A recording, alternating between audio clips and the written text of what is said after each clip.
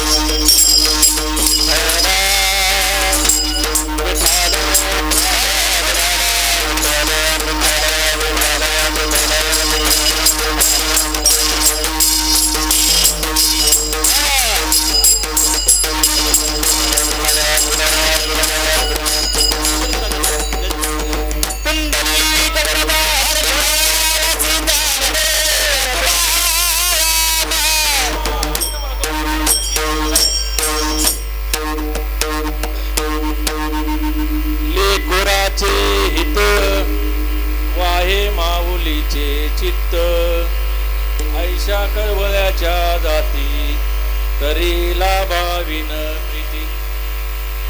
पोटी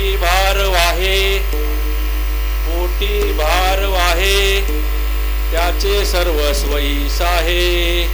ऐशा कळवळ्याच्या जाती तरी लाभाविन प्रीती.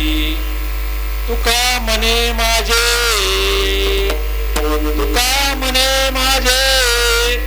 तुम्हा संतावरी ओझे. ऐशा कळवळ्याच्या जाती सरीला भाविन प्रीती.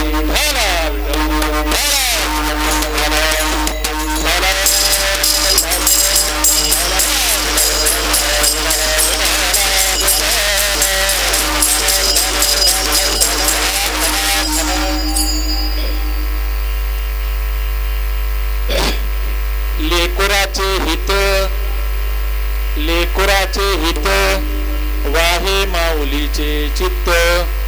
ऐशा कळवळ्याच्या जाती तरी लाभाविन प्रीती. जगद्गुरु तुकाराम महाराज या भगवान सांगतात, आई नावाचं बाळाचं हित हे तिच्या चित्तात असते. कुठलाही लाभ लोभ अशा न बाळगता ती त्या आपल्या बाळाचा सांभाळ करते. विलक्षण असा तिचा सांभाळ करते. त्याला विलक्षण जाती म्हटलेला आहे. 9 महिने 9 दिवस त्याला ती पोटामध्ये वाढवते आणि त्याचं जी काय पालन पोषण असेल त्याचं सर्वस्व ही सर्व ती बघते. तुकाराम महाराज म्हणतात, आई जसं मुलाचं हित करते तसा संत सुद्धा आपल्या. म्हणून माझं ओझ कुणावर आहे? संतांनी.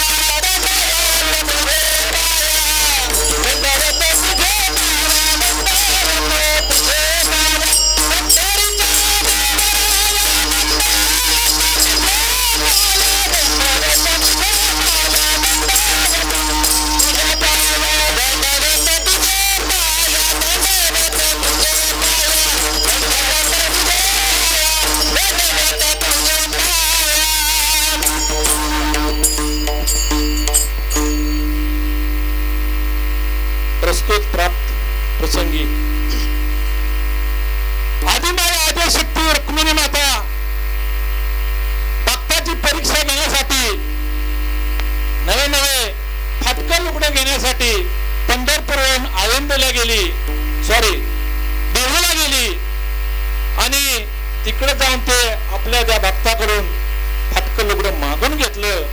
अशा या जगद्गुरु ज्यांना आपण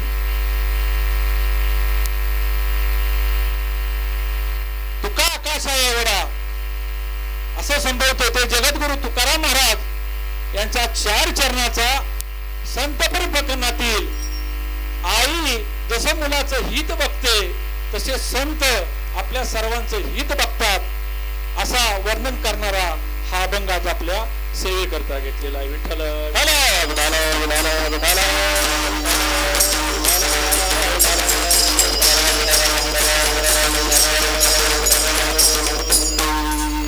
वारकरी मात्रमाने पांडुरंगाला नमन. पांडुरंग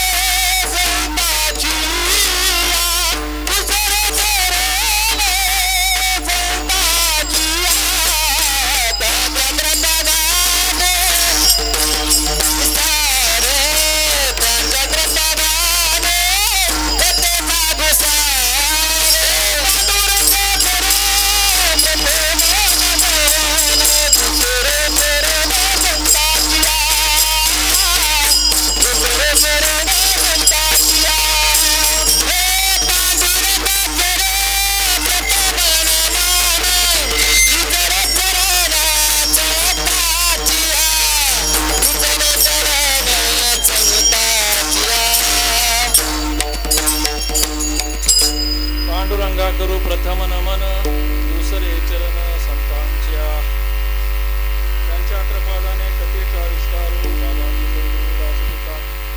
गुरु ब्रह्मा गुरु विष्णू गुरुदेव महेश्वरा गुरु साक्षात परब्रह्म तस्मै श्री गुरुवे नमः. ओम नमो ज्ञानेश्वरा करुणाकरा दयाळा तुमचा अनुग्रह लाभलो. ओम नमो ज्ञानेश्वरा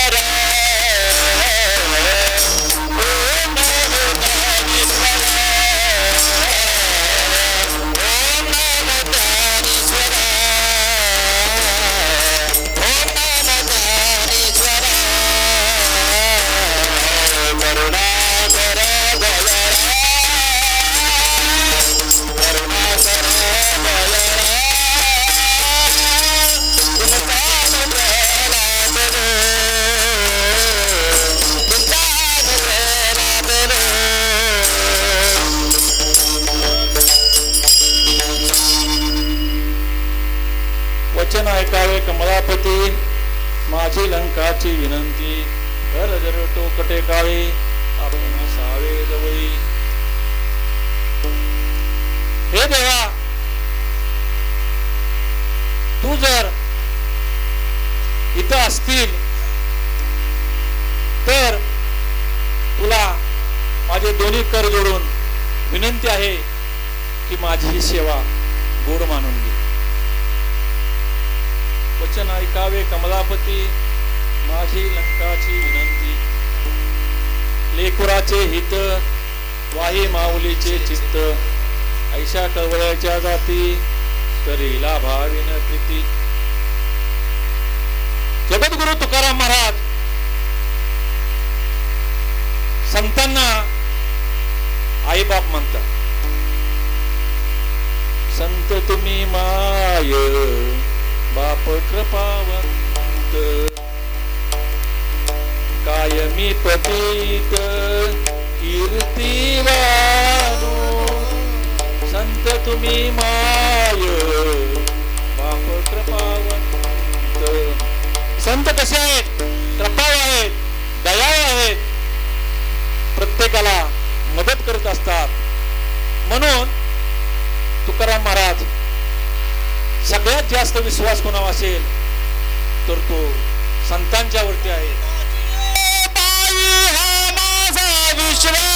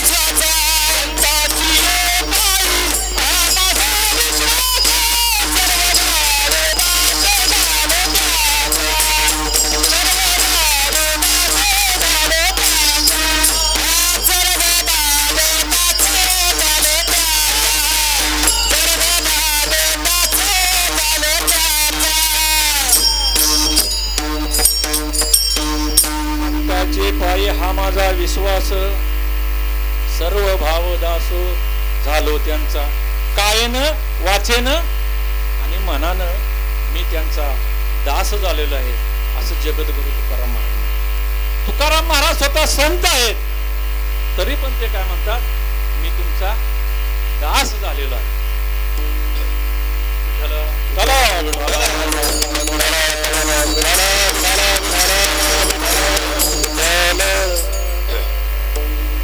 थोडासा परिहार. आज आपण या प्रारंभामध्ये वैकुंठवासी बयाबाई रामचंद्र मोहिते, खरोखरच या माऊलीची तिथे पुण्यनिमित्त मला सेवा करण्याचं भाग्य मिळालं. कारण का ही माऊली सद्गुरू नायकोबा दिंडी सोहळा या सोहळ्यातून बरेच वर्ष दिंडीमध्ये सहभागी होत्या. त्यामुळं ह्या घराचा आणि नायकोबा दिंडी सोहळ्याचा ऋणानुबंध असा जोडलेला आहे की ह्या ताईंच्या ऋणातून मुक्त होण्याची संधी आम्हाला मिळालेली आहे. खरोखरच ह्या घराचे कैलासवासी आनंदाबाळा पाटील यांच्या सून रामचंद्र आनंदा पाटील यांच्या सुरत पत्नी बयाबाई रामचंद्र मोहिते यांच्या स्मरणार्थ आजचं हे तृतीय पुण्यस्मरण विजय रामचंद्र मोहिते, अशोक रामचंद्र मोहिते आणि अमोल रामचंद्र मोहिते हे तीन त्यांचे चिरंजीव आणि त्यांच्या सुवद्य पत्नी. आता विजय शेठ आणि अशोक शेठ यांचा परिचय माझा जरा कमी आहे, पण अमोल शेठना मी चांगलं ओळखतो, ते आमच्या सानिध्यात असतात. बयाबाई या कुटुंबातील सर्वात मोठ्या सुनबाई म्हणून त्यांनी आपल्या या तिन्ही घरांना एकत्र करून एकत्र राहण्याचा, एकत्र कुटुंबामध्ये काय फायदा असतो आणि सर्वांना सांगून त्यांना वाढवलं. आणि ते म्हणजे नारायण मोहिते, मोहन मोहिते आणि संजय मोहिते यांना आई म्हणून त्यांचा सांभाळ केला. तसेच तिन्ही जाऊबाई यांचं तरी प्रेम किती सांगावं हे मला शब्दात सांगता येत नाही. आमच्या अडचणताई असू द्या, त्या सरसाताई असू द्या, या तिन्ही आल्यानंतर असं वाटाय की सख्याच बहिणी आहेत दिंडीमध्ये. त्यामुळं त्यांच्या प्रेमाखातर आजची सेवा मिळाली आणि ह्या माऊलीच्या ऋणातून मुक्त होण्याची मला संधी मिळाली. खरोखरच आपल्या सर्वांच्या वतीने त्यांना श्रद्धांजली वाहतो आणि कार्यक्रमाला सुरुवात करतो.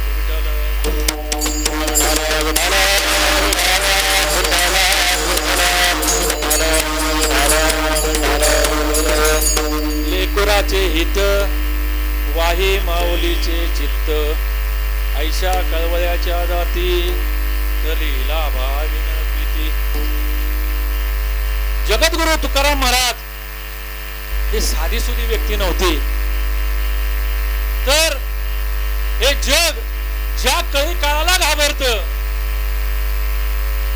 तो काळ तुकाराम महाराजांच्या नावाला थरथर थरथर तुकाराम तुकाराम नाम घेता दाबेयम, नाम घेता दाबेयम, नाम घेता दाबेयम.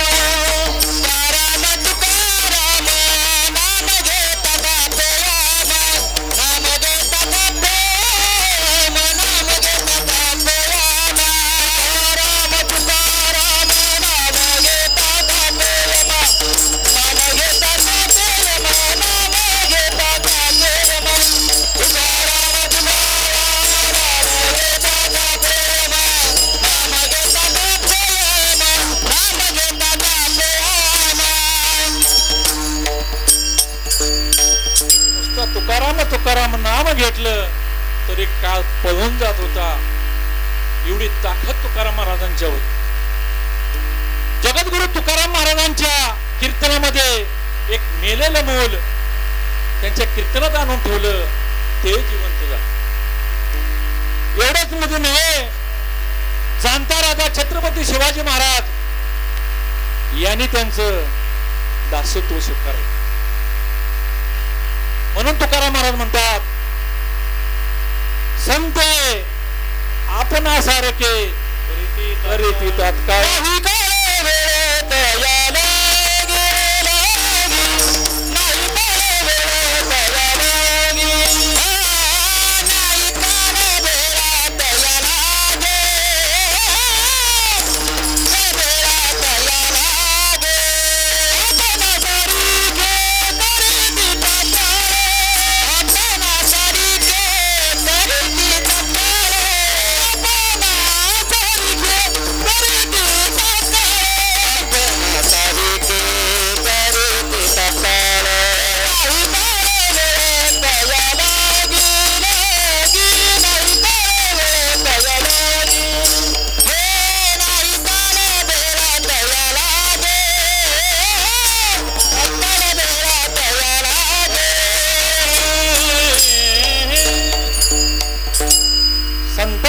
कोणी जरी आला तर तात्काळ संत त्याला आपल्यासारखे करतात. जगद्गुरु तुकाराम महाराजांची कीर्ती सगळीकडे पसरली आणि काही विरोधक होते, समाजकंटक होते, त्यांना वाटलं की तुकाराम महाराज आता आपणाला आटपणार नाहीत, आपणाला काहीतरी करावं लागेल. जगद्गुरु तुकाराम महाराज नामचिंतन करण्यासाठी नेहमी भंडारा डोंगरावर जायचे, सतत भगवंताचं नामस्मरण करायचे, कीर्तन प्रवचन याच्यातून ते समाजाला जागृत करायचे. आणि जे काही समाजकंटन होते त्यांना वाटलं की आपण तुकाराम महाराजांना रोखलं पाहिजे, म्हणून त्याने एक युक्ती आखली.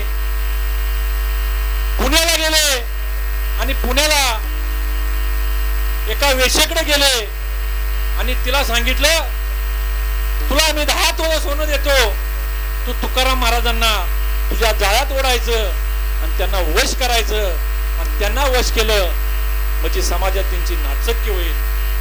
ती तयार झाली. ठरल्याप्रमाणे जगद्गुरु तुकाराम महाराज भंडारे डोंगरावर होते, 5-6 पंच मंडळी आणि ते विरोधक त्या वेशेला घेऊन भंडारा डोंगरावरती गेले. भंडारा डोंगरावरती गेल्यानंतर ती वेशा संगाळ करून नटून थटून ती तुकाराम महाराजांच्याकडे गेली.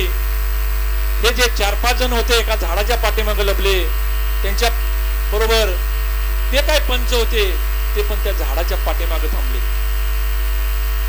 जगद्गुरु तुकाराम महाराज त्या शेळ्यावरती बसून त्यांचं नामस्मरण चालू होतं. राम कृष्ण हरी जय जय राम कृष्ण हरी, राम कृष्ण हरी जय जय राम हरी हरी, राम कृष्ण हरी जय जय राम कृष्ण हरी, राम कृष्ण हरी जय जय राम कृष्ण हरी, राम कृष्ण हरी जय जय राम कृष्ण हरी, राम कृष्ण हरी जय जय राम कृष्ण, राम कृष्ण हरी जय जय राम कृष्ण हरी, राम कृष्ण हरी जय जय राम कृष्ण हरी, राम कृष्ण हरी जय जय राम कृष्ण हरी, राम कृष्ण हरी. त्यांचं नामस्मरण चालू होतं आणि ती वेशा जगद्गुरु तुकाराम महाराजांच्या जवळ गेली. पहिल्यांदा जवळ गेली आणि तिनं काय केलं, आपल्या हातातल्या बांगड्या वाजवल्या. हातातल्या बांगड्या वाजवल्या तरी तुकाराम महाराजांना काही कळलं नाही. नंतर तिनं पायातलं पंजन वाजवलं. पंजन वाजवलं तरी सुद्धा तुकाराम महाराज नामस्मरणातच होते, दंग होते. नंतर तिनं काय केलं, तुकाराम महाराजांच्या गळ्यामध्ये हात टाकला तरी सुद्धा तुकाराम महाराजांना त्याची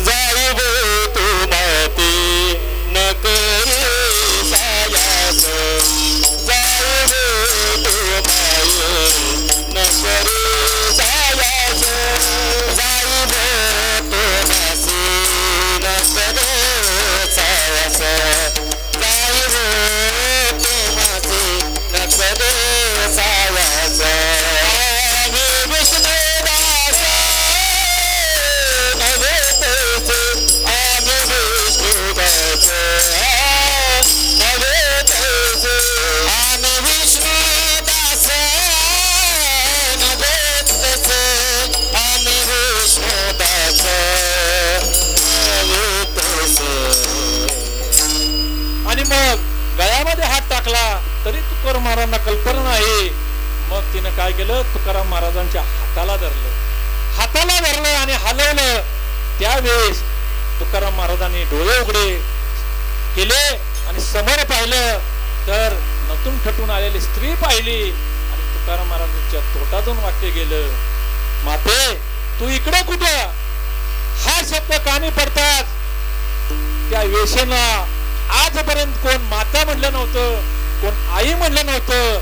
आणि हे एवढे मोठे संत त्यांना वश करण्यासाठी आलेले आहे.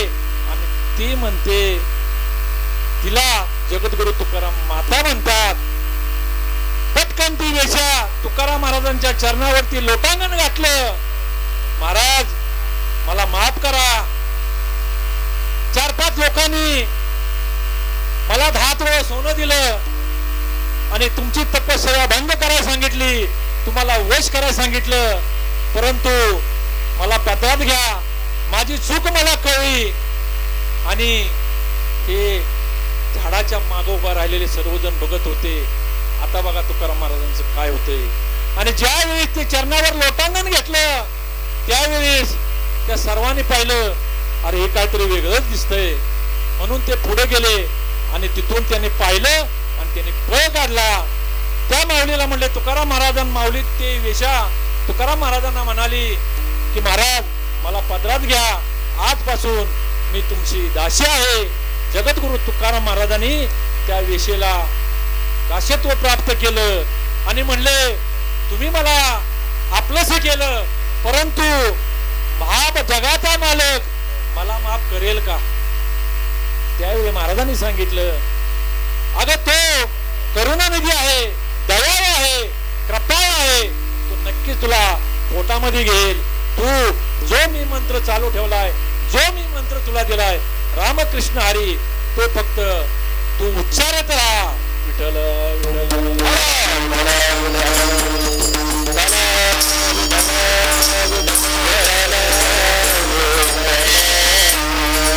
तुकाराम महाराज म्हणतात, आपणा सारिके करीती तात्काळ. नाही का. जगद्गुरु तुकाराम महाराजांची कीर्ती असंख्य चालूच राहिली. आता आपल्या अभंगाकडे येऊया. लेकराचे हित वाहे माऊलीचे चित्त.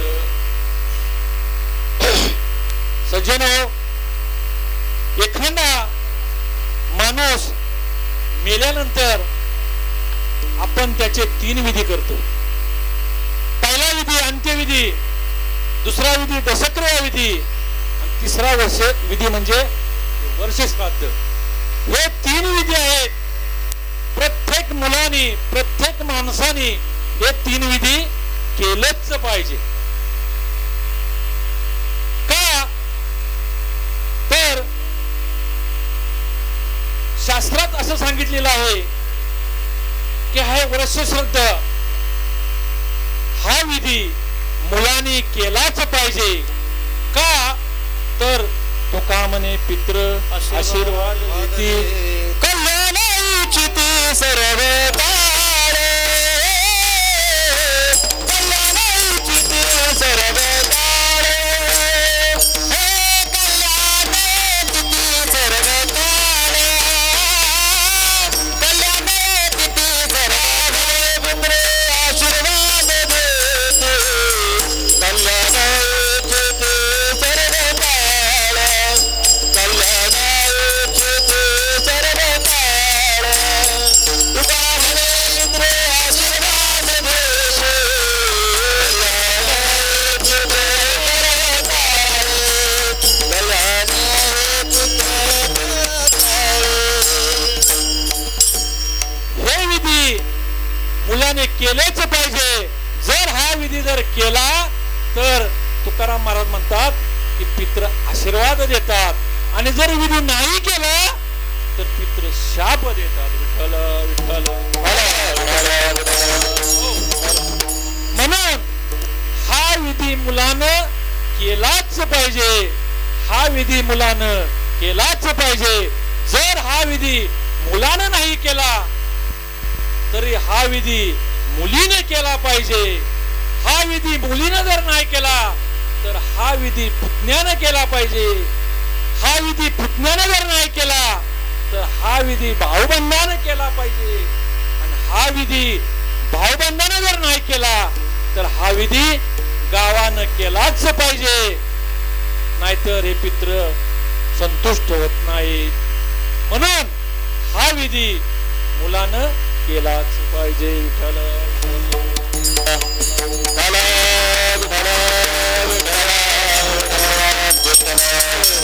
म्हणून मी सांगून जाईन या बायाबाई रामचंद्र मोहिते यांचे तिन्ही सुपुत्र यांनी भव्य दिव्य असा आज आपल्यासमोर मंडप घातलेला आहे. त्यांचा विधी पार पडत आहेत. सर्व नातेवाईक, पाहुणेपे, मित्रमंडळी सर्वजण उपस्थित आहात.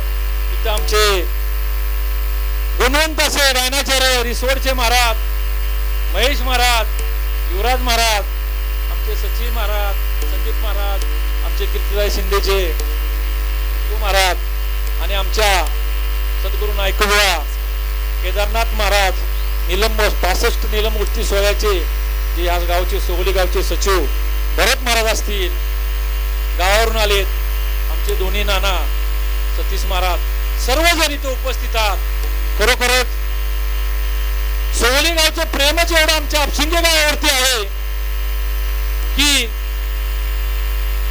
ज्यावेळेस माझं पंढरपूरमध्ये रावणामध्ये कीर्तन झालं युवराज महाराज, त्यावेळेस सोगली गावचे एकूण 12 वाहन पंढरपूरला आली होती.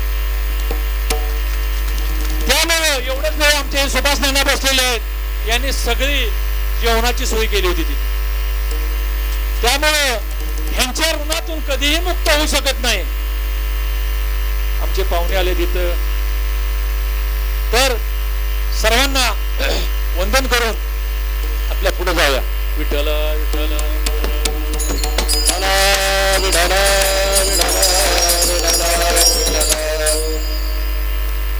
हे जग आहे. या जगामध्ये असंख्य असे देश आहेत आणि या देशामध्ये भारत हा देश आहे.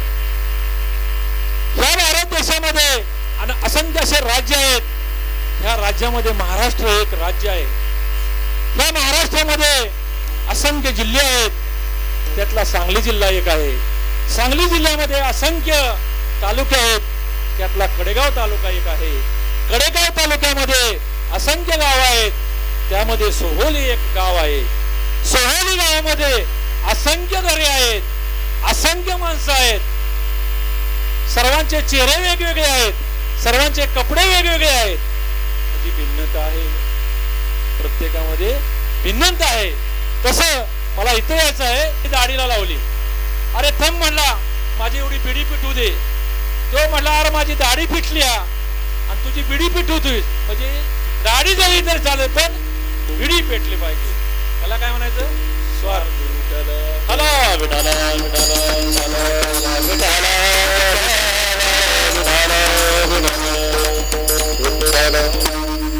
तसं समाजामध्ये असंख्य असे लोक आहेत. माझी पोळी तेवढी भाजली पाहिजे, दुसऱ्याचं काय का होईना, नाही का? माझा ऊस भिजला म्हणजे चालेल, त्याच्या ऊसाला लाईट गेली तरी चालेल. अशी लोक काय आहेत? त्याप्रमाणे स्वार्थी लोक आणि परार्थी लोक. शास्त्रानुसार परार्थी लोकांची 5 ठिकाणी गणना झाली आणि 5 ठिकाणी त्या 5 विठ्ठल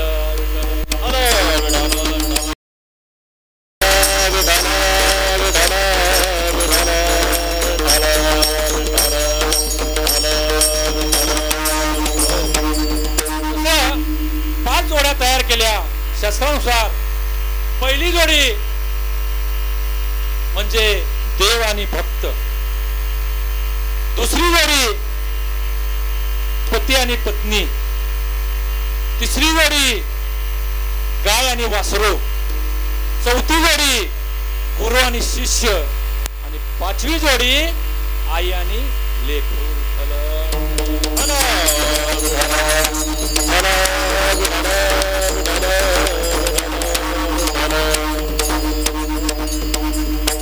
या संदीप महाराज या.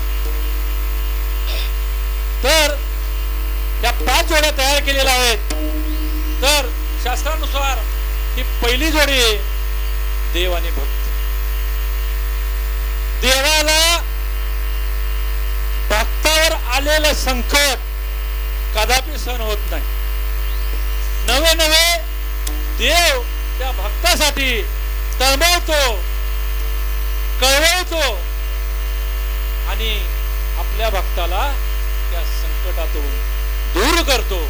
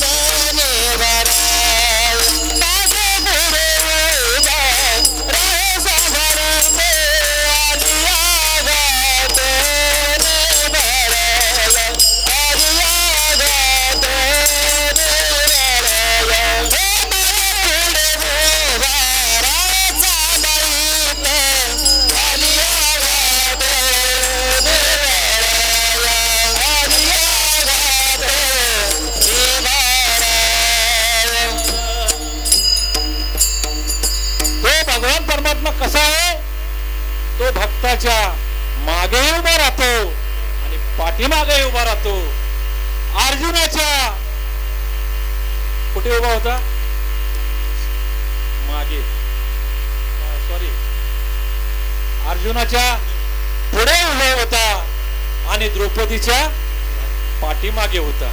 मागे पुढे उभा राही सांभाळीत आली आगात निवारया. आणि तो मागे पुढे उभा राहायचा आणि आपल्या भक्ताचा सांभाळ करत होता. या पुढे आतमध्ये यायचा. जागा या, बसून घ्या. विठ्ठल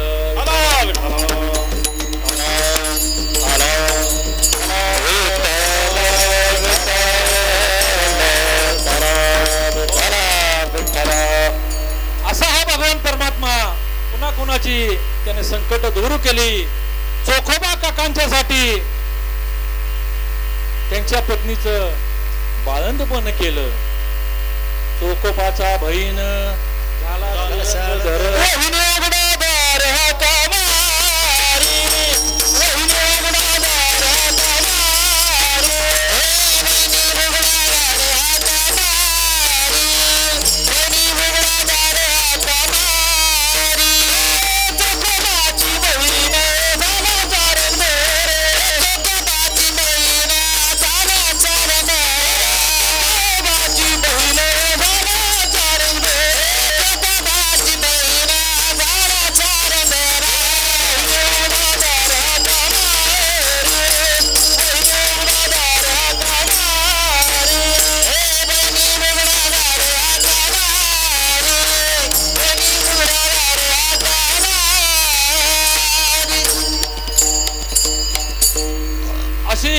या भगवंतानं निष्कृष्ट दर्जाची भगवंतानं कामे केली.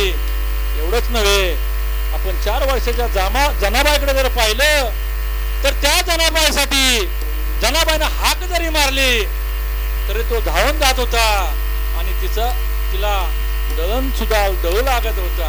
ए रे बा विठ्ठला, ए रे बा विठ्ठला, ए रे बा विठ्ठला,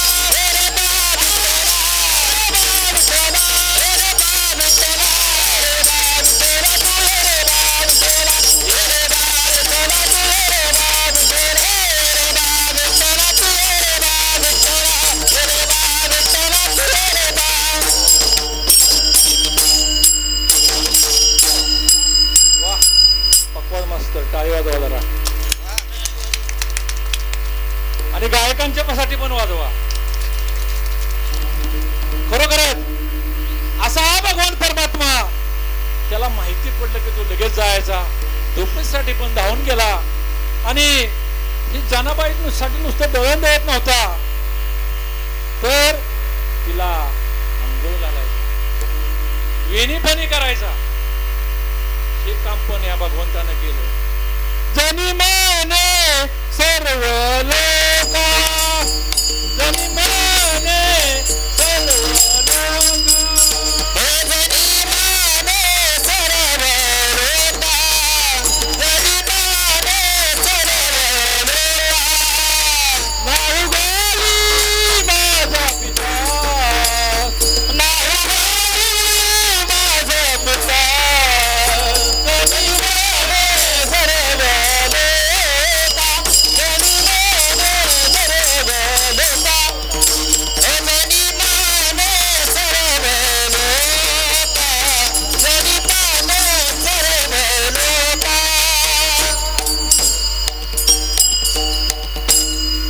तरी काहीच नाही. ह्याच्या पुढचं सांगतो. देवानं 10 वेळा गर्भवास सोचला. धर्म रक्षावय अवतार घेशी आपल्या पारिसे भक्तजना, अंबरचीसाठी गर्भ सोसविले किती वर्ष. म्हणजे भगवान परमात्मानं आपल्या भक्तासाठी 10 वेळा गर्भ सुद्धा आपल्या पोटात घेतला. 10 वेळा त्यानं अवतार घेतले. विठ्ठल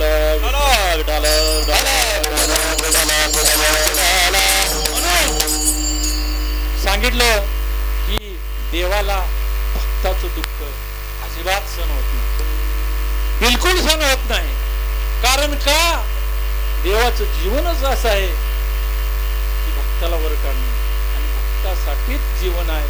भक्त नसेल तर त्याला पण वर असतो. विठ्ठल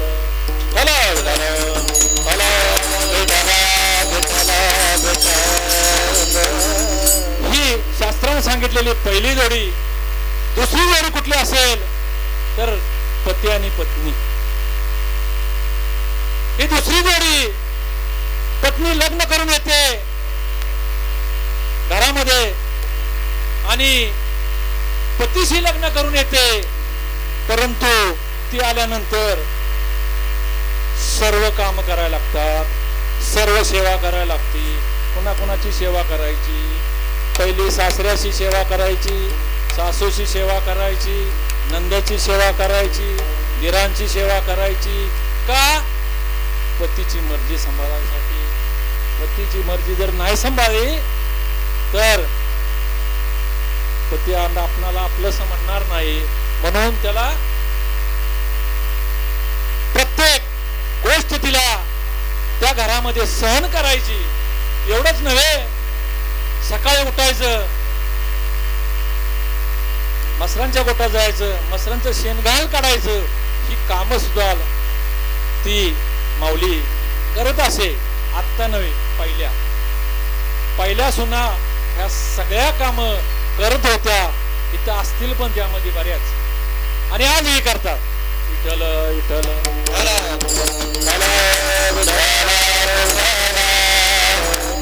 कारण त्या पत्नीचं जीवनच पतीशी समर्पित केलेलं असतंय. म्हणून ती पतीची मर्जी राखण्यासाठी सर्वांची सेवा करते. शरीर तिचं, शरीरातील गळा तिचा, गळ्यातलं मंगळसूत्र तिचं, पण नाव पतीचं असतं. कानातील कान तिचे, कानातील बाळ्या तिच्या, पण नाव पतीचे असते. हात तिचे, हातातील बांगड्या तिच्या, पण बांगड्या पतीच्या नावाच्या. पाय तिचे, पायातली जोडवी तिची, परंतु नाव पतीचे असते. नवे नवे माहेरवरून बापाचं नाव जोडलेलं असतं, ते नाव रद्द करून इथं पतीच्या पाठीमाग पुढं तिचं नाव असतं. सर्वाचा दोन्ही कुळाचा त्याग करून ती पत्नी सासरला येते, सर्वांची सेवा करते. नवे नवे का?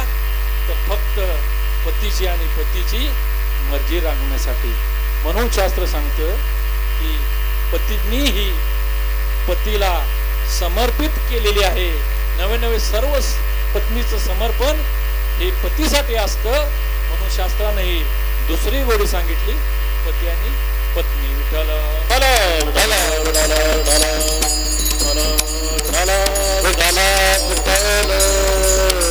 तिसरी गोडी गाय वासरू. नवे नवे गायीचा जन्मच हा वासरासाठी झालेला असतो. यात वावगं म्हणता येणार नाही. कारण गाय अशी आहे की ती डोंगराला जरी नेली तरी तिचं सगळं लक्ष आपल्या गोट्यामध्ये असतं. का ते कधी एकदा जाईन आणि ते माझ्या बाळाला मी दूध पाहिजे. गाई रानातून येते गोट्यामध्ये आणि आपल्या वासराला पाहते. जर त्या वासराला नाही सोडलं तर त्या गायीला पाना आटवण्याची ताकद सुद्धा त्या गायीत असते. आणि जर जबरदस्ती केली तर ती गाय मग लात मारते. नवे नवे म्हणून म्हणलं की गायीचं समर्पण फक्त आपल्या वासरासाठी असते. विठ्ठल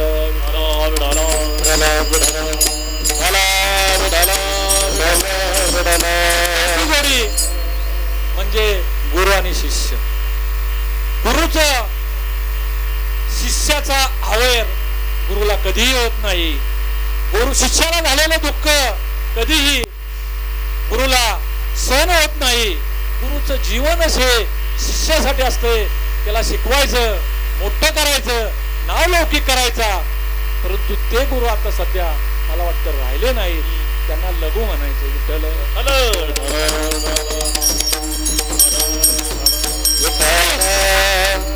म्हणून गुरुचं जीवन हे शिष्यासाठी असतं. आपल्याला इतिहासामध्ये दोन जोडी गुरु आणि शिष्य ची जोडी पाहायला मिळेल. ते मध्ये निवृत्तीनाथ आणि ज्ञानेश्वर माऊली.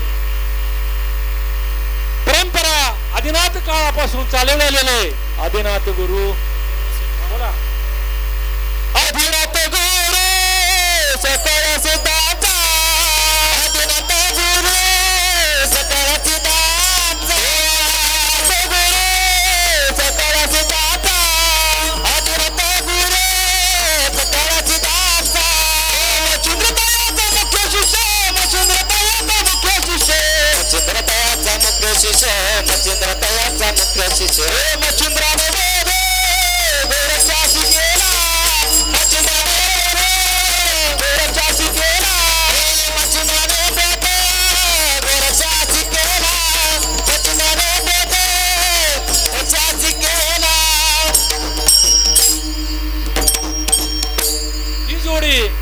गुरु शिष्य परंपरा चालत आलेली आहे. त्यातील निवृत्तीनाथाने ज्ञानेश्वर माऊलींच्या मस्तकावर ते हात ठेवला. आज निवृत्तीनाथाचं नाव मोठं नाही, परंतु ज्ञानेश्वर महाराज आज जगाची आई झाले. विठ्ठल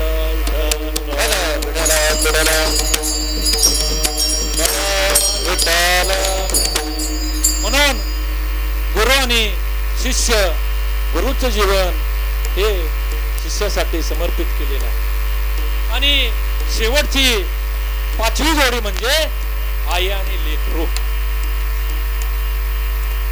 आई मुलासाठी काय करत असते? महाराज तुम्ही पहिली जोडी सांगितली देव आणि भक्त, दुसरी जोडी सांगितली पती आणि पत्नी, तिसरी जोडी सांगितली गाय आणि वासरू, चौथी जोडी सांगितली गुरु आणि शिष्य, आणि पाचवी जोडी कुठली तर आई आणि लेकडू. महाराज आई लेकरासाठी काय करते? अभंगाच्या तिसऱ्या चरणात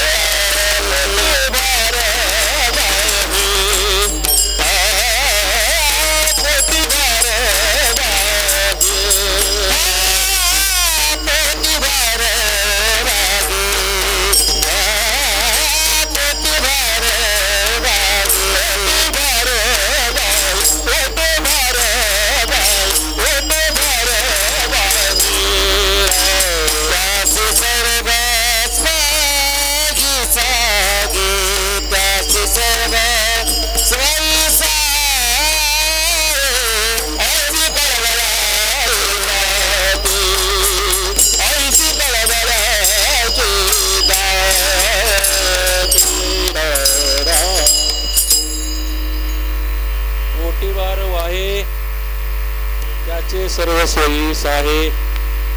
जगद्गुरु तुकाराम महाराज म्हणतात 9 महिने 9 दिवस ही माऊली त्या बालकाला आपल्या पोटामध्ये वाढवते. 9 महिने 9 दिवस वाढवताना तिला किती वेदना होतात, किती त्रास होतो, परंतु ती कोणाला सांगत नाही. 9 महिने 9 दिवस ती सहन घेत असते. किती मोठा त्याग त्या आईने ती मुलासाठी करते.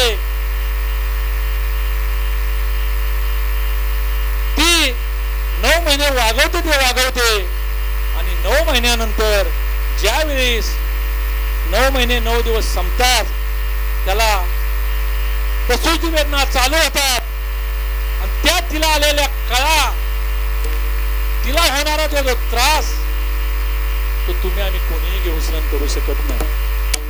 आणि ती तेवढा मोठा त्रास ती सहन करते. आमच्या पोटामध्ये 3 mm चा 4 mm चा 5 mm चा जर खडा असेल तर तो रात्रंदिवस उलटा पालता होतो. 4 mm चा खडा असला तर आणि ती 4-4, 5-5, 6-6 किलोचा त्या मुलाचा भार आपल्या पोटामध्ये वाढवते, त्याला जन्म देते. परंतु 30 मुलं मोठी झाल्यानंतर आईला म्हणतात तुला काय कळत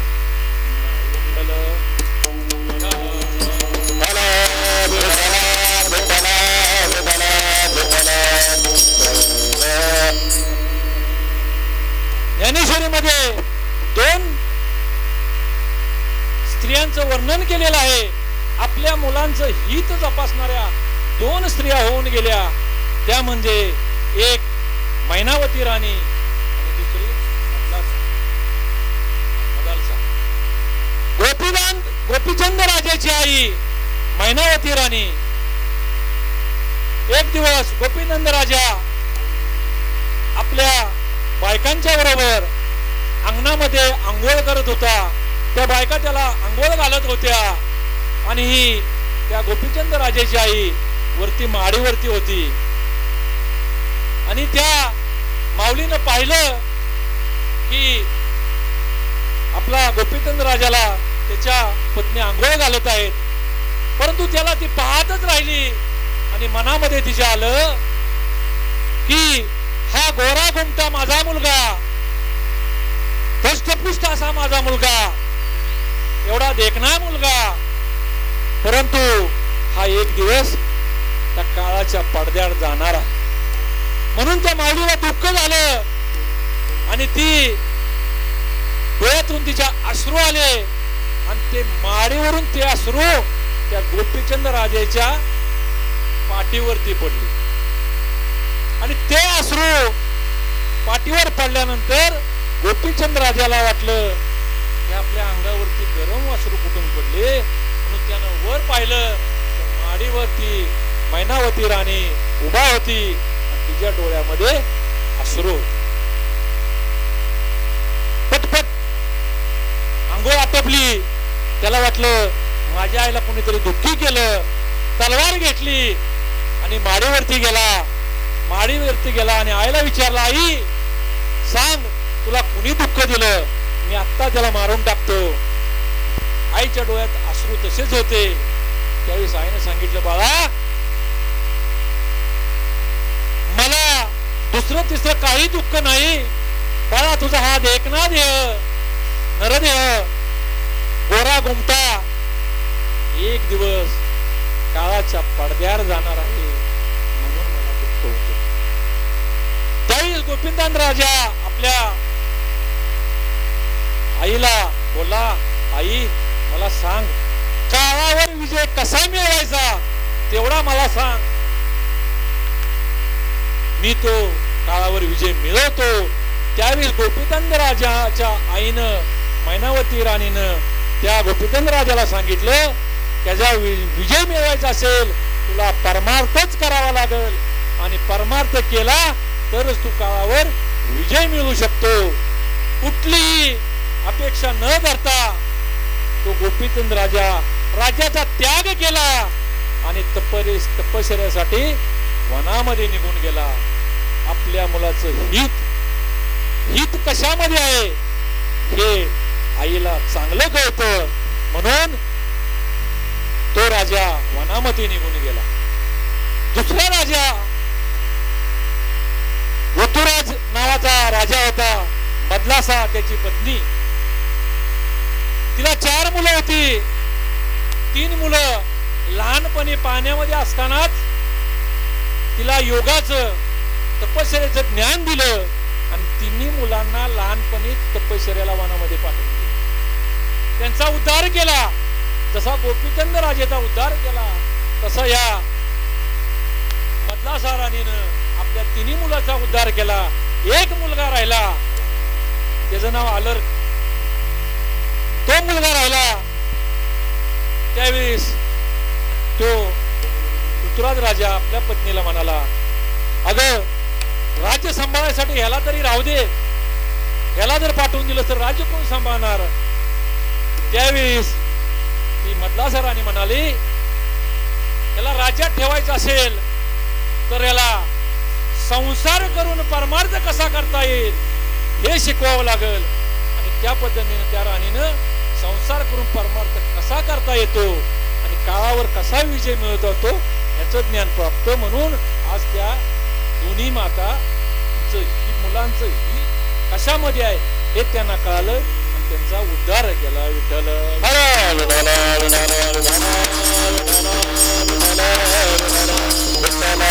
म्हणून मी सांगितलं की 9 महिने 9 दिवस आई पोटामध्ये सांभाळते आणि ज्या वेळेस प्रसूती काळ येतो आणि त्यावेळेस तिला त्या वेदना होतात, त्या वेदनेने ते असह्य होते. काय करायचं. दैवयोगानं तिच्या पोटामध्ये मुलं आडवं येते आणि ते मुलं आडवाल्यानंतर तिला हॉस्पिटलला ऍडमिट केली जाते. हॉस्पिटलला ऍडमिट केल्यानंतर ती देवाला हात जोडते. देवा भगवंता माझ्या बाळाला एवढं तू वाचव. मी अर्धा जग तरी पाहिलेलं आहे माझ्या डोळ्यानं, परंतु माझ्या या बाळाला तू वाचव. देवाला क्षमा याचना करते. वडील जातात, मुलाचे होणारे वडील जातात तिथे आणि डॉक्टरला विचारतात, डॉक्टर काय झालं. त्यावेळी डॉक्टर सांगतात की मुलगा आडवा आलेला आहे आणि त्या दोन्ही पैकी एकच वाचेल. तुम्हाला काय पाहिजे ते सांगा. त्यावेळेस मुलाचा बाप म्हणतो की मला माझी पत्नी पाहिजे. मला बाळ नाही मिळालं तरी चालेल पण मला माझी पत्नी पाहिजे. हाच प्रश्न डॉक्टरने आईला केला. माते तू नाही तर बाळ जगणार, दोन्ही पैकी एक जगणार, तुला काय हवंय. ते आई म्हणते मी जग पाहिलेलं आहे, मी मेली तर चालेल परंतु माझ्या बाळाला वाचवा. आपलं हित कशात आहे. बाळाचं हित, लेकराचे हित, आपल्या बाळाचं हित कशात आहे तर ते आपल्या त्याला जन्म देण्यात, त्याला वाढवण्यात, त्याला सांभाळ करण्यात आहे. म्हणून अभंगाच्या पहिल्या चरणात लेकराचे हित, लेकराचे हित, लेकराचे गीत, लेकराचे गीत, वाहे मागुलीचे चित, वाहे मागुलीचे चित, ऐसी बळवळा. लेकराचे हित वाहे माऊलीचे चित्त, ऐशा कळवळ्याच्या जाती करीला बाळाविन प्रीती. आई मुलाचं हित सांभाळते तसं संत हे आपल्या सर्वांचं हित सांभाळत असतात. दुसरं उदाहरण द्यायचं म्हटलं, आई मुलासाठी काय करते हा प्रश्न परत उपस्थित केला. तेव्हा झाला तर एक उदाहरण देता येईल की एका गावामध्ये एक आई आणि मुलगा, आई म्हणजे पती पत्नी दोघं राहत होती आणि आईच्या उदरामध्ये मुलगा असताना पतीचं निधन झालं आणि पती मरण पावला. हॉस्पिटलमध्ये ऍडमिट होती. त्यांना त्या स्त्रीला एक मुलगा जन्मला. त्याचं नाव त्यांनी बाळू ठेवलं. पतीचं छत्र डोक्यावरून गेल्यानंतर पत्नीला किती त्रास होतो ते आज आपण समाजात बघतोय. त्या आईनं लहानाचं मोठं वाढवण्यासाठी सुरुवात केली. आजूबाजूवाल्यांची भांडीकुंडी केली, शेतातलं काम केलं आणि त्या मुलाला शिकवण्यास सुरुवात केली. हळूहळू तो बाळ मोठा व्हायला लागला. 4थी शाळा झाली, 5वी शाळा झाली. परंतु त्या आईचा एक डोळा, एका डोळ्यानं त्या आईला दिसत नाही. म्हणून त्या वर्गामध्ये, त्या शाळेमध्ये सर्व पोरं त्या बाळाला चिडवायची, तुझी आई आंधळी आहे, तुझी आई आंधळी आहे, नाही का? असे प्रत्येक जण त्या आईला, त्या मुलाला चिडवत असायची. त्या पोराला फार वाईट वाटायचं. तो घरी यायचा आणि आईला म्हणायचा, आई तुझा डोळा कशाने गेला, तू आंधळी कशाने झाली, मला सांग ना ग. परंतु ती कधी त्या बाळाला सांगितलं नाही की डोळा कशामुळे झाला, कशामुळे आंधळी झाली. तो पोरगा 10वी इयत्तेत गेला आणि 10वीची परीक्षा झाली. 99% मार्क पाडून तो पोरगा पहिला आला. गावामध्ये पहिला आला. पहिला आल्यानंतर सर्व शिक्षकांनी आणि गावच्या सरपंचांनी ठरवलं की ह्या मुलाचा गरीब मुलगा आहे आणि ह्या गरीब मुलाचा आपण देवळावरती सत्कार घ्यायचा. म्हणून सर्व तयारी झाली. आईला ही बातमी कळाली की माझ्या बाजूने 99% मार्क पडली.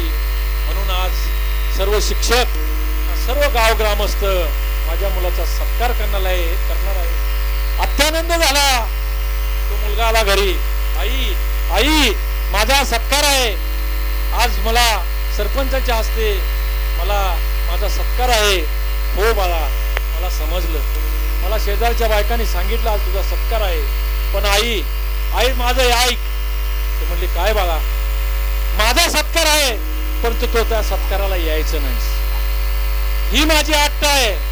कारण तू जर आलीस तर सर्व पोरं मला चिडवतील की तुझी आई आंधळी आहे, म्हणून तू सत्काराला यायचं नाही. आईला दुःख झालं. हो बाबा, मी नाही येत, सत्काराला मी येत नाही, तू जा. सत्काराला सुरुवात झाली. आईचं काळीज आहे. आईला घरामध्ये दम निघाना.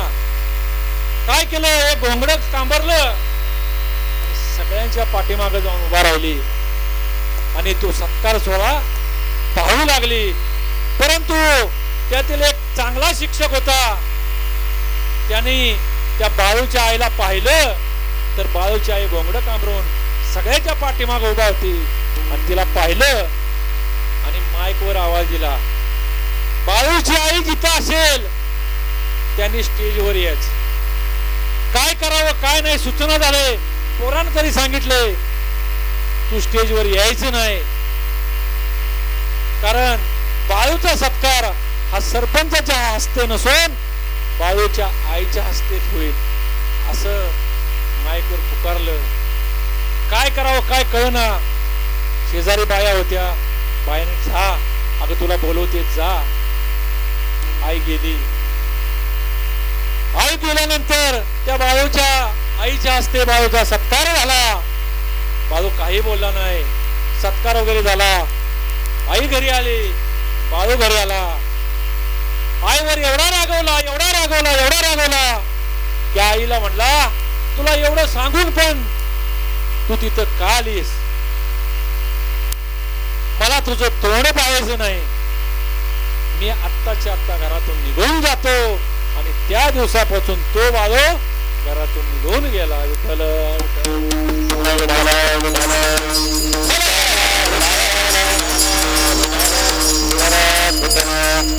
आणि तो घरातून निघून गेला. कुठं निघून गेला? ग्रॅज्युएट झाला, मोठं उच्च शिक्षण झालं, तो बाहेरच्या देशात गेला. आई रोज सकाळी पोस्टमन आला की पोस्टमनला विचारायची, अरे माझ्या बाळूचं पत्र आलंय का? माझा बाळू कुठं आहे?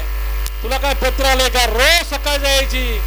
1 वर्ष गेलं, 2 वर्ष गेलं, 4 वर्ष गेली, 10 वर्ष गेली, 20 वर्ष गेली, पण बाळूचं काय? पत्र नाही, बाळूचा ठाव ठिकाणा नाही. ती आई आज 60-70च्या आसपास आली. आईला कळलं की मी आता जगू शकत नाही, मी थोड्या जाऊ दे मध्ये माझी प्राणज्योत बुझणार आहे. म्हणून त्या आईने काय केलं? एक पत्र घेतलं, वही घेतला, पेन घेतला. त्या आईला लिहायला येत होत. पहिलीतली पुराणातली 7वी झालेली ती आई होती. तिला लिहायला येत होत. एक कागद घेतला, पेन घेतला आणि एक चिठ्ठी लिहिली. आणि ती चिठ्ठी आपले पतींचा ज्या ठिकाणी फोटो अडकवला होता त्या फोटोच्या मागे ती चिठ्ठी ठेवली.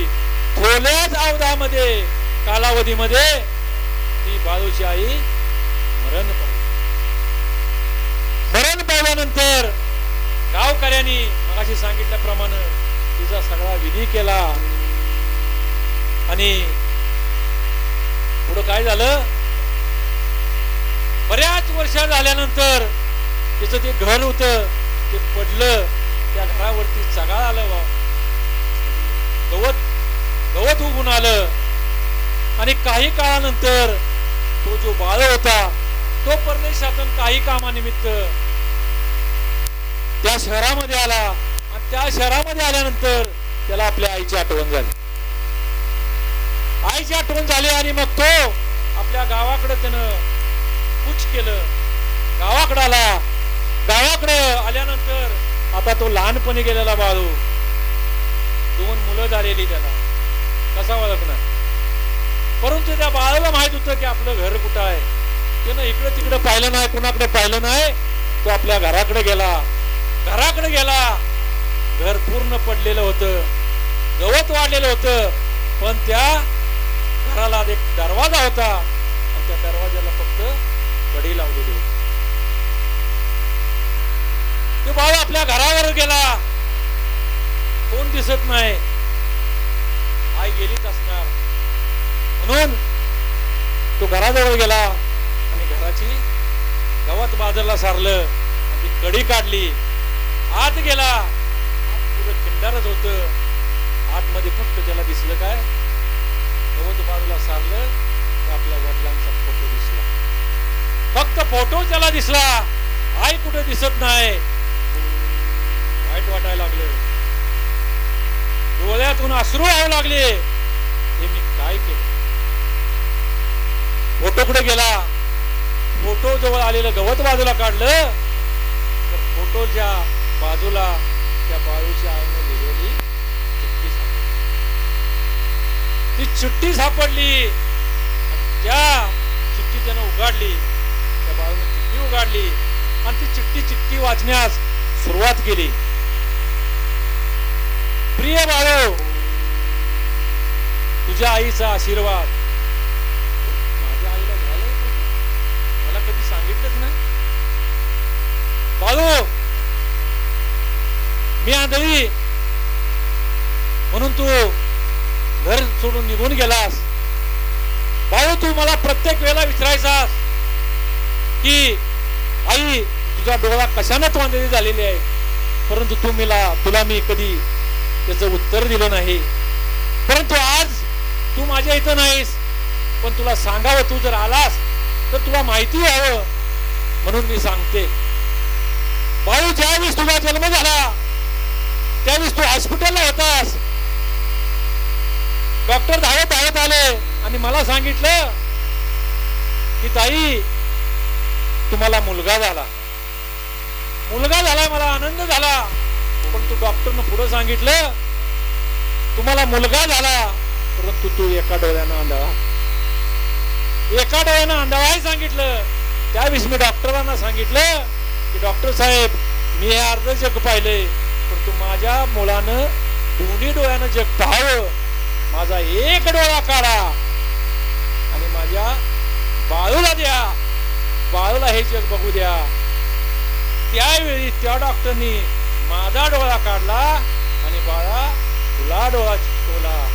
तुला माहिती असावं तुझ्या प्रश्नाचं उत्तर की तू सांगत होतास आई तू कशानं आंधळी आहे. मी बाळा आंधळी नव्हती पण मी तुझ्यासाठी आंधळी झाली. माझा डोळा मी तुला दिला. हे सर्व वाचत असताना त्याच्या डोळ्यातून अश्रू वाहत होते. अश्रू नुसते वाहत नव्हते तर त्या अश्रूने तो कागद कधी गळून पडला ते बाळूला पण कळालं नाही. एवढं हित आपल्या आईचं लेकरासाठी करते, अनुभवते आणि तेवढा कष्ट घेते, त्रास देते. आपण ऐसी कळवळाची जाती, ऐसी कळवळाची जाती, ऐसी कळवळाची जाती, ऐसी कळवळाची, ऐसी कळवळाची जाती, ऐसी कळवळाची जाती,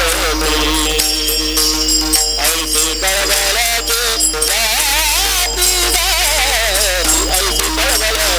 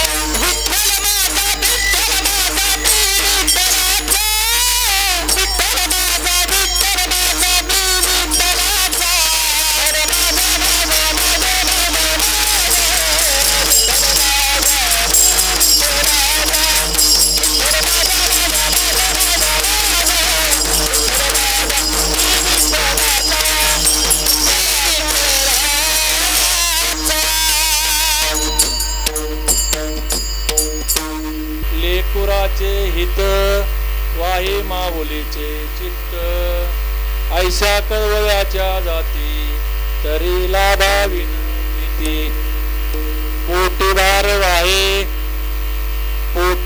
वाहे तरी सर्वस्वी त्या साहे ऐशा कळवळ्याच्या जाती तरी लाभाविन प्रीती 9 महिने 9 दिवस त्या बाळाला वाढवल्यानंतर ती जन्म देते.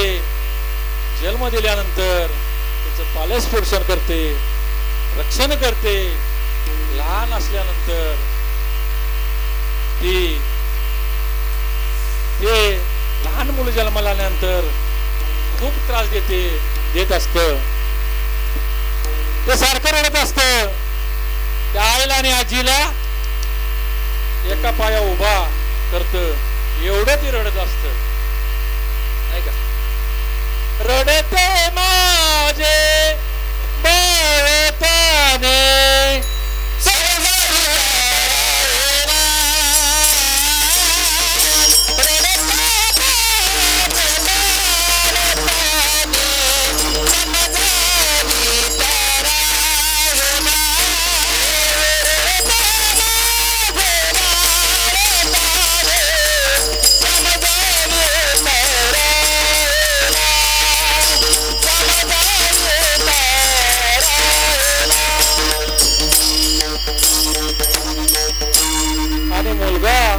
जर पोटात असेल, ज्ञानेश्वर वाचली असेल नाही का, आणखीन काय केलं असेल तर ती यशोदेच्या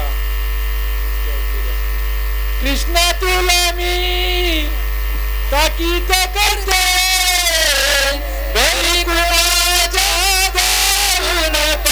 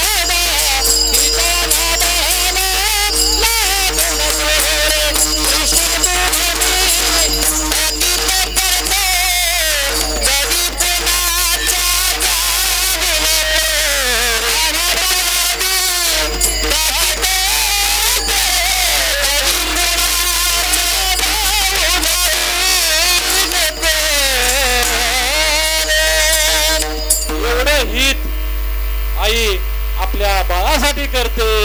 म्हणून तुकाराम महाराज आपल्या 4थ्या चरणात सांगतात, बोला, तुका म्हणे माझे, तुका म्हणे माझे, तुका म्हणे माझे, तुका म्हणे माझे, तुका म्हणे माझे, तुका म्हणे माझे,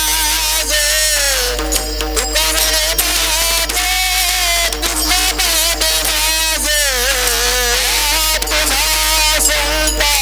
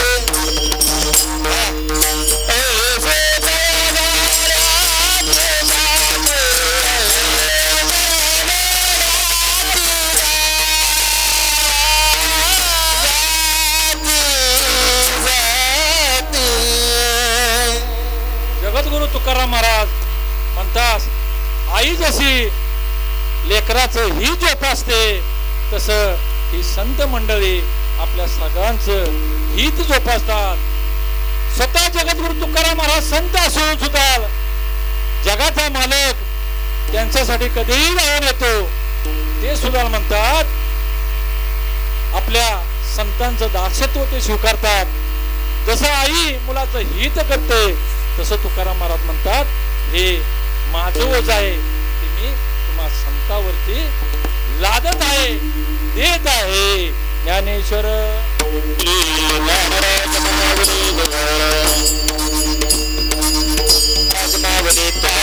ज्ञानेश्वर माऊली ज्ञानराज माऊली ज्ञानेश्वर माऊली महाराज माऊली तुकाराम तुकाराम तुकाराम तुकाराम तुकाराम तुकाराम तुकाराम तुकाराम तुकाराम तुकाराम तुकाराम तुकाराम